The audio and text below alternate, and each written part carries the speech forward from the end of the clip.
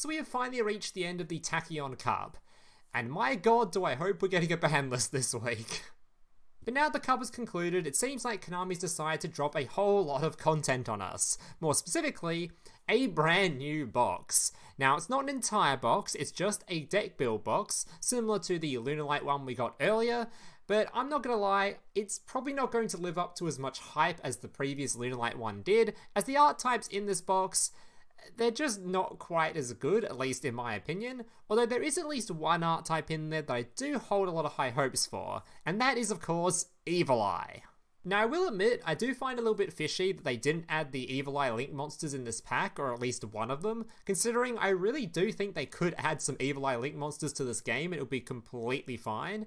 So I do suspect that maybe this box is more setting up for a future box down the line where they do add the Evil Eye Link monsters to it, but until then we've only gotten one brand new supporting card, and to be fair, he's a pretty significant upgrade to this deck.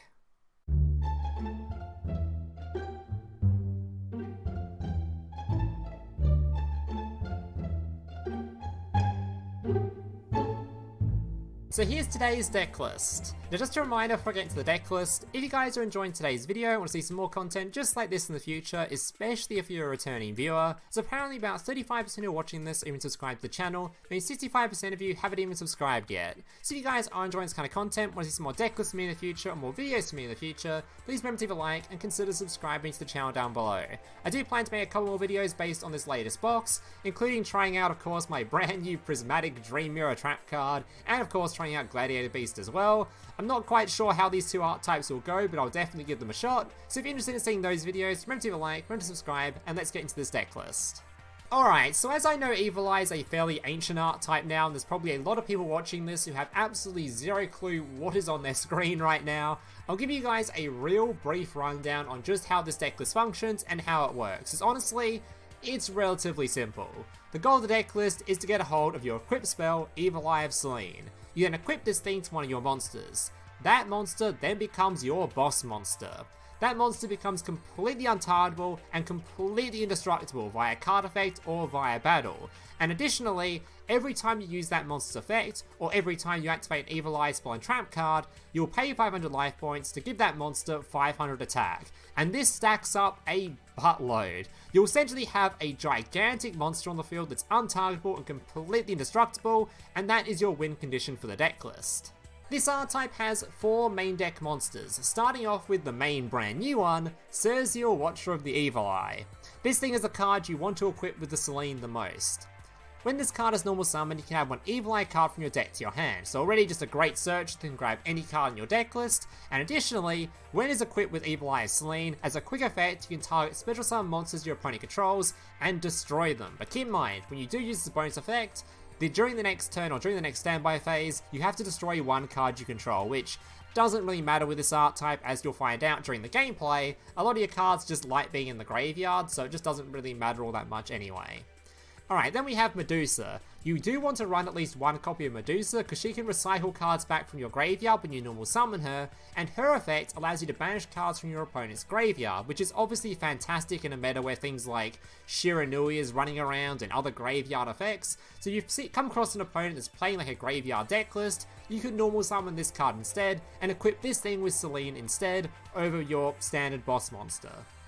Alright, then we have your Basilius. This thing can special summon itself to the field if you have an Evil Eye card on the field, and this thing sends an Evil Eye card from your deck to the graveyard, which is fantastic because it allows you to send either your Evil Eye of Selene, which has a nice pay 1000 life points when it's in the graveyard to set itself back on the field, or you can send things like your Evil Eye of Gorginio to the graveyard, which can send Evil Eye cards from your hand to the graveyard, banish itself to search for Evil Eye cards from your deck list. So a nice little card that you're definitely going to be playing at least one of, as basically almost every single duel, you'll be searching for this thing and special summoning it as part of your standard combo. Then we have your whatever this thing's card name is, I'm not even going to try and pronounce it. But basically, you're running this thing because it's really, really good at making rank 3s, which is why you'll notice we have some little rank 3s in this deck list, and you can search for it very often, put it on your field, and when it's on the field, you can target your Selene with it, and make this card also immune to destruction effects, which is obviously very, very helpful considering this deck list. It relies very, very heavily on the Selene, so That's why he's in here, and you'll see him a lot during the gameplay. Alright, then we have the spell and trap cards for the deck list. Starting off with the field spell. This thing, when you activate it, can add one of your Evil Eye monsters to your hand. Normally you're going to be searching for your Serziel, but sometimes of course searching for your Basilius. This thing has a couple of other effects. When it's destroyed and sent to the graveyard, you can add back an Evil Eye monster from your graveyard to your hand. And whenever one of your Evil Eye monsters is attacked, you can make it so that your opponent will take the same battle damage as well.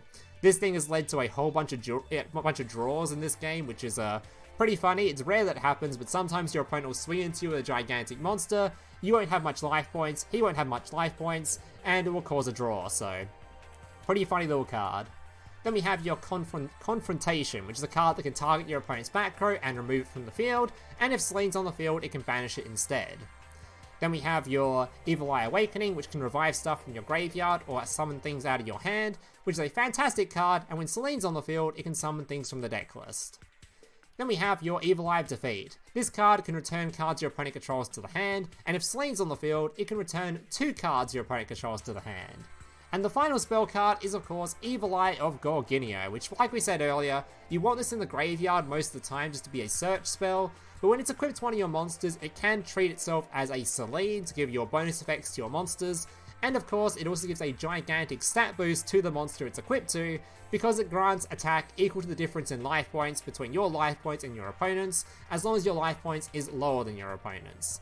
And the final card the other 2 cards we're running in here is Droplet, which is really good in a deck list which has a bunch of cards you want to discard, and of course we're playing Storm because once again, these cards just like being in the graveyard, so it kind of makes sense to activate Storm and just pop these cards, remove your opponent's back row, and then just gain advantage from that, so that's why I'm playing this card. You can also play Terraforming instead if you don't particularly want to run Storm, but I think Storm's probably the better card. And that's basically it for the deck list. We do of course have some extra deck cards here, but honestly, they don't really matter all that much until we get the actual new Link monsters for Evil Eye, so until then, you're just sort of summoning things like your Knightmare Phoenix, but you can summon these cards quite a lot considering a lot of end fields, as you'll notice, will end on 2 level 3s that just sort of sit there, and if they survive the turn, you can just use them to go into things like Knightmare Phoenix to pop back row, or go into some sort of rank 3 to remove your opponent's stuff, or rank up into a big bug and then rank up into a piercing Gaia to hit your opponent in the face for a bunch of damage, but in general, the extra deck doesn't matter. If you don't own any of these cards in here, don't stress, you don't even need to run an extra deck at all, the deck would probably still be fine. It's mostly just here because you have the option to summon it quite often, so that's why they're there. But that's going to do it for this deck list portion. The rest of the video will be gameplay showcasing the deck list in action. And without further ado, let's check out some gameplay. Alright, so today I've got 6 replays to share with you guys, and honestly, I was quite impressed with how this deck list turned out on the ladder. I don't think it's going to be a top tier deck, but right now it's really hard to tell what is a top tier deck list when Tachyon is just absolutely slapping everybody, so... Well, there was a couple of replays in here of me slapping Tachyon, so... But I don't think it's going to be a top tier deck list, but I was quite impressed with how it performed. It's definitely more of a go first sort of a deck list. If you go second with this, it can feel pretty rough, but... Anyway, let's get into it. So first thing you do, use the field spell to search for your Serziel. Serziel searching for your level 3, who can special summon himself. Sending your Gorginio, which can search by discarding. Grabbing Selene, which then allows me to use the spell card to special summon straight from deck list. Give me a copy of, or making my card completely immune to my opponent's destruction effects. Alright, he's going to use his Live Twin to summon out 2 Live Twins. I could have negated that if I felt like it with the Droplet, but I was just sort of going to wait. I can always use Droplet to negate this thing using the field spell. Popping his card before the turn ends, and passing back over. He's going to use Droplet for some reason, I'm not sure what that actually achieves. Activates Crackdown, but we're just going to pop that with our Confrontation, give us our monster back. Alright, getting a bunch of attack because of this card now. And yeah, 2300, he's pretty screwed. Alright. And that was a good example, that duel, of how we just sort of randomly end on just 2 monsters on field, because those 2 monsters could become something else. It's a shame there isn't really any good rank 3s we can make in this game for a good turn 1 play. It's really why this deck list needs its Link monsters, so we actually have something we can make with those monsters, but it's whatever. Alright. There are some sort of rank 3s you can make in this game, but none of them are really that great. A lot of the time I just prefer to leave the monsters on the field, so like if the turn passes we could just make our monster use its effect again. Alright, opponent's going to effect veil on me. Doesn't really affect me all that much, because I've got a Spectral Summon in hand to just search for our Gorginio anyway. Alright, this card with discard is great because you can just revive him back to the field. And we've got our Untargetable Indestructible that can pop a card on the field. Our opponent's going to use this card's effect. I probably could have popped this thing beforehand, so I thought this thing was just a quick effect all round. Turns out it's actually not a quick effect, it's a thing. At least I thought this thing was a non-summon effect, sorry, not quick effect. Turns out it's just a card you activate the effect for, so probably should have popped this thing beforehand. Doesn't matter though, because this thing can't actually destroy this dude, he's immune to destruction, so it doesn't really matter. I'm just going to pop his card, and yeah, he just concedes. I'm pretty sure this, their deck list, the trap card is also a targeting effect, so his trap card is probably completely worthless as well. It's really weird playing against this deck list, because the entire way to play against this deck is you need to remove the equip spell before removing the monster, which just feels really weird. Alright, this was another live twin, I think. You guys are really going to enjoy the Tachyon gameplays, by the way. There was some pretty hype gameplays for Tachyon. Alright, cool. This is a very bad opening hand. Because normally, of course, you want to make your monster completely immune to your opponent's stuff. We didn't have any way to search for it with this hand, so we're just sort of setting and passing. But thankfully, we're against Live Twin, which is actually a great archetype to open. A great archetype to open your Medusa against, because as soon as he tries to revive from the graveyard, I can banish the card he's trying to revive. He uses Droplet, I'm going to chain Droplet to still negate. Which thankfully I still actually have just more attack than he's got, so it's still good. This is during the standby phase. He's forced to use Droplet, otherwise he's going to lose his monster. Which is kind of funny, because he activated Droplet in response to my Medusa, thinking I was using the quick effect, which I wasn't. I was actually using the, during the next standby phase, I was forced to banish a card from my graveyard. That was the effect I was activating. He thought I was trying to banish something, so he uses another Droplet. I can then chain to it. And yeah, he can't chain because it's during standby phase, so he can't chain his Live Twin to revive, and he gets shit on. Alright, hopefully some of that made sense. I feel like I'm rambling a bit. Alright, this must be the Tachyon replay, I think. Alright, and this was a banger of a replay. This is going second. So this guy, admittedly, he played badly, but we'll talk about when we get to it. This is one of the few going second replays I bothered saving. Normally this deck list is very bad going second, as its only real saving grace is the spell card that allows you to revive or special summon from the deck list. Because that means you can because if your opponent interrupts your normal summon, of course you've got nothing to equip your cards to, so you just sort of lose. But if you have your revive card, or you've used your Serziel, which searches for the revive card, so you're sort of safe if your opponent does remove your monster, because then you can just special summon another from hand, or summon back a card from graveyard, and then just sort of continue your play. That's sort of how this deck goes going second. Alright, so this guy set up the full Tachyon experience. This guy set up everything. He's going to have his Felgrand. He's going to have his, whatever his name is, Tachyon on field. Yes, I guess we can show the Tachyon animation. Actually, he doesn't even summon it, never mind. Yeah, he summons Cypher, then upgrades Cypher. Tachyon Dragon, but doesn't actually summon Tachyon. What a great deck. Alright, summons Cypher Blade, and then sets his back row instead. So he summoned this thing because he wants to obviously use its float effect instead, which is fine. It's obviously weaker against things like MST and stuff, but fine, I guess. So we're going to start by activating my field spell, searching for my boy. Normal summon, and we are not going to use his effect, because I don't want him counter-trapping this. If he counter-traps this, the duel's over. Activating my Gorginio on my monster to try to bait out something. We actually got a crackdown from it, which is great, because now I can use my Droplet to remove my monster, which is great, because that puts the Gorginio in the graveyard, so I can banish it to discard cards from my hand and search for things. He's going to negate the Droplet, which I'm so thankful for. If he didn't negate the Droplet, he would have had just a... the game would have been over, but for some reason he's worried about my Droplet, so he negates it. Thank God. Now I can use the Gorginio in the graveyard, discarding, grabbing my Awakening. Awakening going to be summoning the card from the graveyard. Going back my Selene. He for some reason makes this thing, I don't know why he did that, just negates this thing, which is fine. I use this effect to gain a bit of attack. This was actually a bit of a misplay, by the way, because it forces me to destroy a card in a second. Defeat removing 2 cards. Had to pop my own field spell. But now I have a really big boy on the field. Alright. So as soon as he puts this thing face up, I'm going to pop it and hope that's enough to finish the duel. And thankfully, it was enough to make this guy concede at least. I don't actually think he'd lost though, as I would have had to rely on a top deck, I'm pretty sure.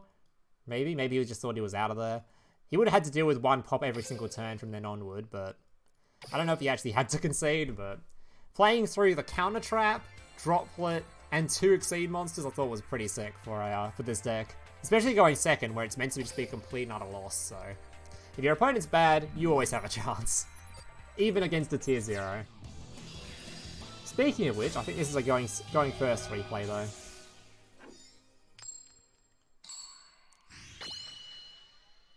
Alright.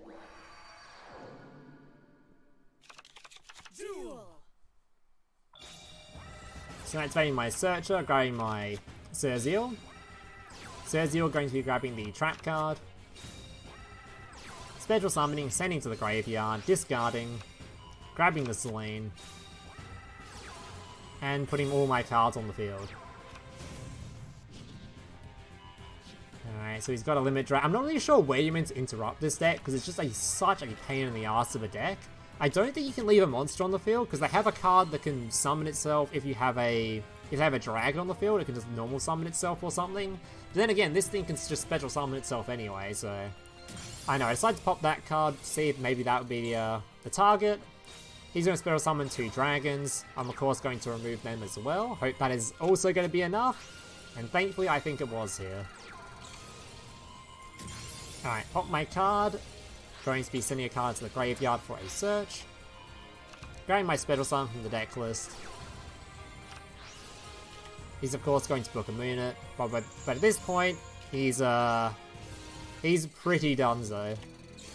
As I just need this thing to get over 4,000 attack, and yeah, he can't deal with it then. 4,000 untargetable, indestructible monster, god damn. Alright, final replay. And this was against Shiranui. And I didn't open how I want to, because normally against Shiranui you want to open the card that can quick effect banish your opponent's graveyard. At least I think that's what you meant to open with this deck list, it seems right, but wasn't able to do it with this hand because it was a pretty average hand. Yeah, this is an awful hand. So I'm going to use my dude to search for my Serziel. Serziel can search for my Familiar. Familiar can send to graveyard, which then discard. It's not that bad of a hand, it's just a bad hand if I wanted specifically Medusa. So I can't summon Medusa here, just going to have to rely on some droplets and the quick effect pop. Discard, grabbing his Ghost Meets Girl. Spectral Sword going to be reviving. And this guy was weird. He was like hell-bent on removing my back row. I guess he was just really trying to find an out to my Selene. So I believe he went for, yeah, Knightmare Phoenix, discarding. Kazoki Special Summoning. Which is completely fine. This thing's immune to destruction thanks to this card anyway, so I don't know why you'd bother. Then he goes for a... I was very surprised he had one of these in his deck list, but apparently he's playing Knightmare Unicorn as well. Discarding to finally try to remove the Selene. I'm going to negate that. And Mizuki going to be reviving. Ghost Meets Girl to give himself a potential tuner. I haven't even used my pop effect yet, so I'm just going to pop the tuner so he can't do anything. Pass it back over. Alright. From here, going to be popping my own back row because I'm forced to. Selene going to be putting itself back on the field. Give my monster some extra attack. Then we're going to rank up into a copy of my Giga-Brilliant, and I'm pretty certain my opponent concedes after this. But what the plan was I was then going to rank up the Giga-Brilliant into a copy of my digital Bug Corebage. Then this card can be ranked up further into my Gaia Dragon the Thunder Charger, which is a 2,600 attack monster with piercing damage, and he has 0 defense, so that was the plan, but he conceded before we got there. Alright guys, that's going to do it for today's replays. Hope you guys enjoyed them. If you did, leave a like, subscribe, and that kind of stuff. I still have a bunch of deck lists based on the latest box that I'll be trying to show off over the upcoming days. Not sure how they will go, especially Dream Mirror. I have no idea how that art type works, but I'll definitely try it out. So if you're interested in seeing that, remember to subscribe. And yeah, thank you guys for watching. Hope to see you in the next one. Laters.